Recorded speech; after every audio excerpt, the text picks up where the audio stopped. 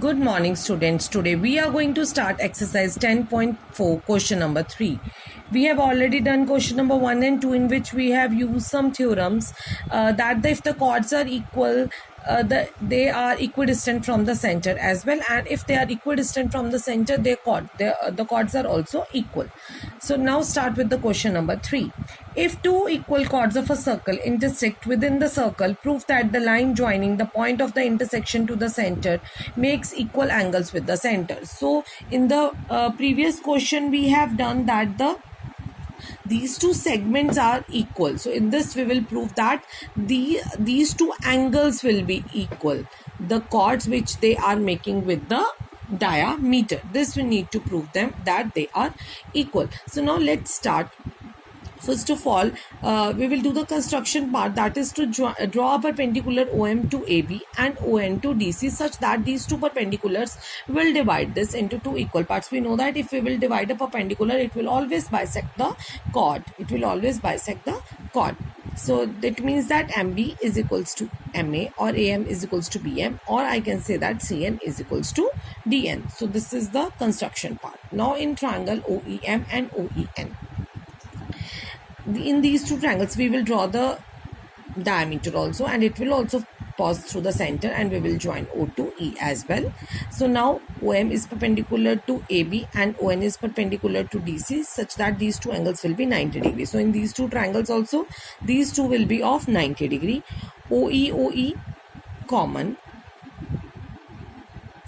OM is equals to ON, because we know that the chords are the equal, so the perpendicular distance will also be equal, because we have just studied now if the two chords are equal, they are equidistant from the center. So it means OM is equal to ON because the chords are equal. We have done this theorem. So by RHS criteria, my both the triangles are congruent, and if my both the triangles are congruent, angle MEO is equals to angle NEO. But it means this is the extended line, so it will be, this is also the extended line, so angle BEQ will be is equals to angle CEQ. So this we want to prove that both the angles are also equal. Now we have question number 4. If we have two concentric circles with the common center O, and this is the common chord of both of them, like it is joining these two circles at point A, B, C, D respectively, we need to prove that AB is equals to CD. So this part we need to prove that